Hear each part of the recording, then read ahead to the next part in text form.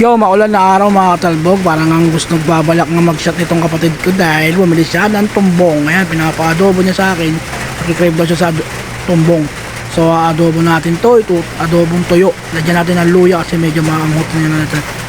Ayan, mamaya-maya gigisa na natin to. Maulan ng panahon. Sakong-sakto to sa panahon. Ang pares. Gin ang kapares nito. Ayan, gigisa na ho natin sa luya, sibuyas, bawang, luya. Gigisa na natin yan. Pag lumabas na yung aromatics nitong mga to, saka natin lalagay itong tumbong natin. Yan, oh. Tumbong natin. Tumbong pala ng baboy ito. Pero mga talbog yan, adobo lang natin yan. Ang napakasarap. Babalance lang natin kasi akto, maulan ng panahon. Papatniran natin mamaya ng bote ito. Pwede itong ulam, pulutan.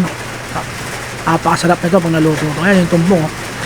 Tapos yan na, ginisan na natin maigi yan. Lalagyan natin ng paminta. Lagyan natin ng konting tubig. Siguro mga isang basong tubig lang para mas lumambot pa siya ng konti. Kasi na yan, napakuluan na to eh. Excuse me po. Ayan, mamaya lagyan natin ng tubig yan. Lagyan natin ng tubig, gantay lang natin siyang matuyo. Bago natin titimpla ng toyo, suka, asukal, para pambalansa na lansa ng lasa yung asukal. Kailangan may lang asukal kahit mga isang kutsara lang. Paminta, damihan nyo. Kasi ito na nga yung ano natin, nilagyan na natin ng toyo yan. Tapos mayroon nga pala akong Sprite dyan para lalong pang paninamnam. Lagyan natin ng Sprite. So mamaya sakong-sako to. Mga 2 bote, 3 bote, okay na to, papatulog. Tapos tutuyuin lang natin katulad ng ganyan yan. Tuyong-tuyo na ho siya. O, yung tumbong natin. O. Yung tumbong pala ng baboy. Ayan, tuyong-tuyo na po. O. Pag ganito yan, pwede na pang ulam, pang pulutan. Pag hinango mo yan, nilamasa mo ng kanin, Diyos ko po.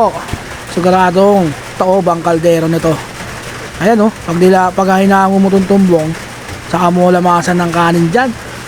At yun mga katalbog, mamaya titikman natin to. Parisan natin kahit 1 bote o 2 bote to, pampatulog. Dahil nga malamig ang panahon, maulan, bagay sa lahat itong ating adobong tumbong.